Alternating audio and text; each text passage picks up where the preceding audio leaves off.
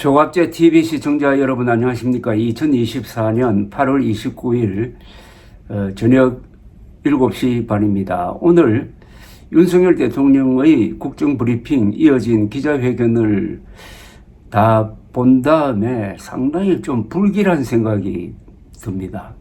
이러다가는 결국은 상황이 윤석열 대통령 퇴진이냐 아니면 국민들이 살아야 하느냐는 쪽으로까지 몰릴 가능성이 있습니다. 오늘 윤석열 대통령은 의료 대란의 존재 자체를 부인을 했습니다.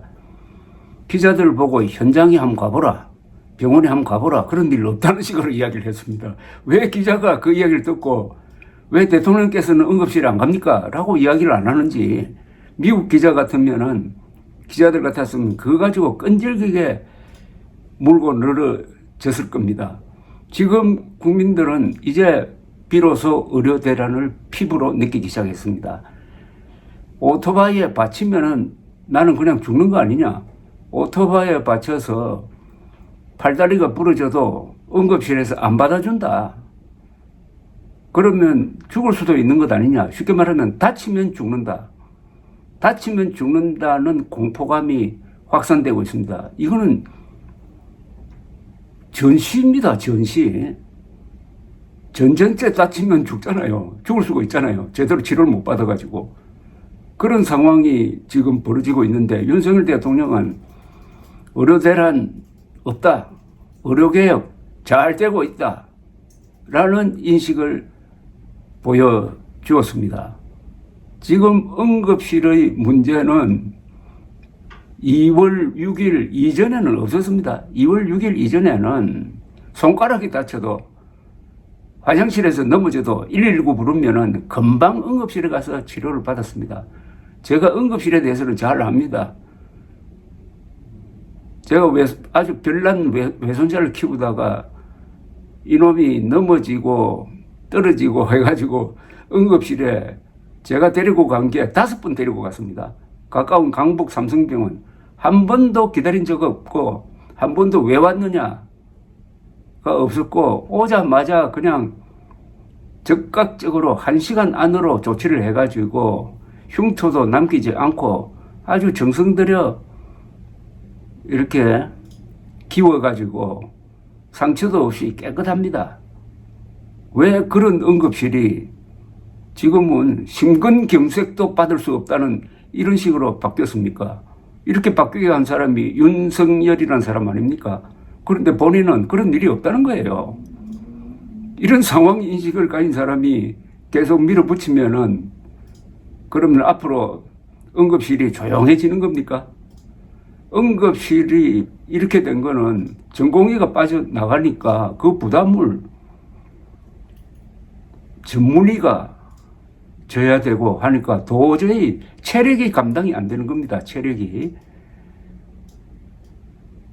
더 심각한 것은 응급실에서 일단 응급조치를 취하고 그 다음에 수술실로 옮겨가지고 제대로 치료를 해야 되는데 그 배후에서 받아줄 수술실이 없고 치료할 의사가 없다는 겁니다.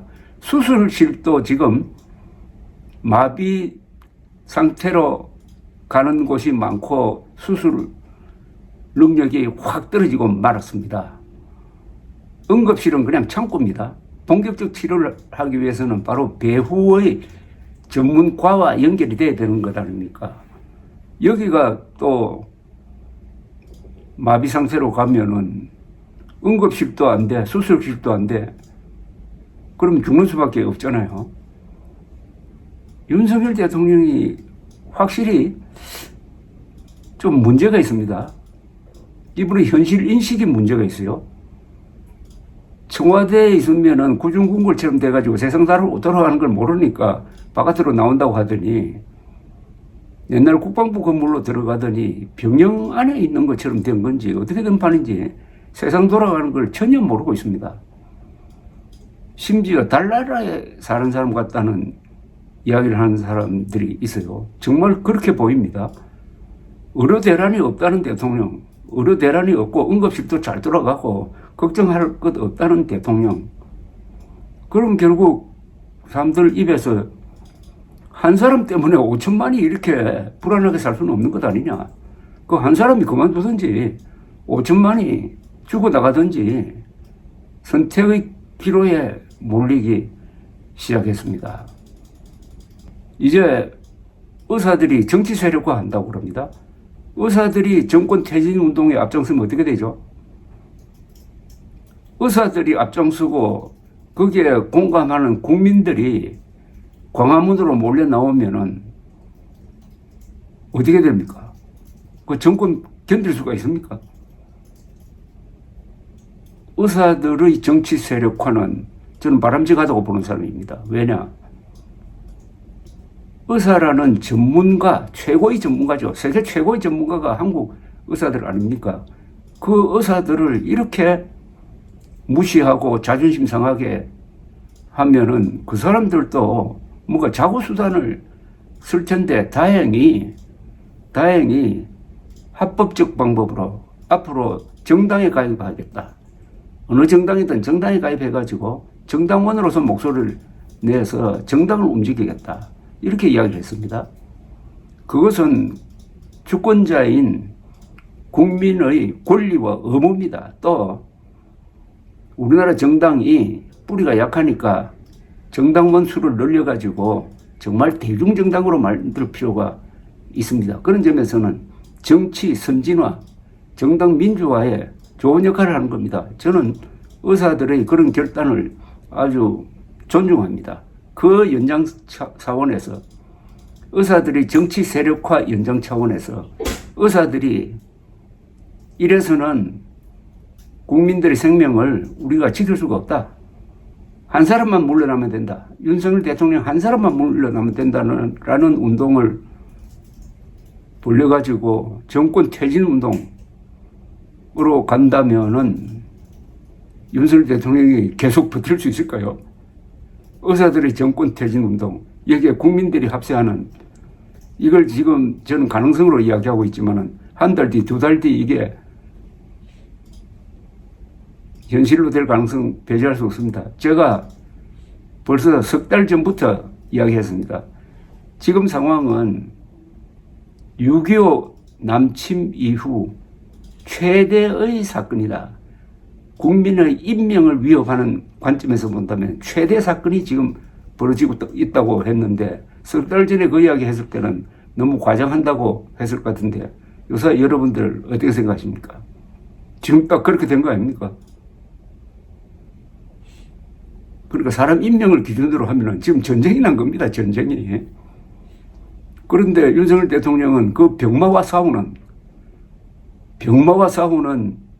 의사들과 싸우고 있고 의사들은 병마와 싸우고 윤석열 대통령은 그 의사와 싸우고 있습니다. 이러면 국민들이 죽어나가게 돼 있지 않습니까? 다행인지 모르겠는데 한동훈 국민의힘 대표가 이런 인식, 이런 급박한 인식을 하고 있는 것 같습니다.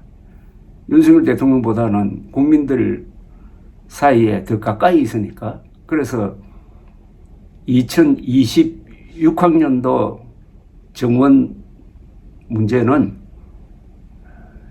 늘리지 말고 현재 수준이 말하면 3048명입니다. 수준으로 동결을 하고 원점에서 재논의하자 하는 제안을 내어놓았습니다. 거기에 대해서 또 윤석열 대통령이 반발하고 있습니다. 윤석열 대통령은 자신의 퇴로를 스스로 끊고 있습니다. 다리를 건너온 다음에 돌아갈 수 없도록 자기가 건너온 다리에 불을 질러버린 것하고 마찬가지입니다. 자기가 지난 2월 6일 날 지른 불이 지금 막 타들어가고 있고 그걸 한동훈 대표가 이거 꺼야 됩니다고 하니까 화를 내고 있는 격입니다. 한 사람 때문에 5천만이 위험에 처하면 안 되죠. 그 한 사람이 빠져주는 게 가장 합리적인 상황 아니겠습니까? 내각제가 되면 벌써 정권은 바뀌었죠. 대통령이 그만두는 걸 뭐 말릴 방법은 없습니다. 대통령 중심제라고 해가지고 대통령이 의무적으로 5년을 다 채우는 것 아닙니다. 스스로 그만두는 방법도 있고 탄핵을 통해서 그만두는 방법도 있죠. 윤석열 대통령이 오늘 한 발언이 자신의 운명을 결정해버린 것 아니냐 하는 그런 불길한 생각이 드는데, 윤 대통령도 좀 곰곰이 좀 객관적인 자리에 있는 사람 말을 좀 들어보시기 바랍니다. 자기 부하 말만 듣지 말고 친구 말만 듣지 말고 세상이 어떻게 돌아가는지 제일 좋은 방법이 있습니다. 오늘이라도 종합병원 응급실에 한번 가서 4시간만 거기 한번 있어 보십시오. 감사합니다.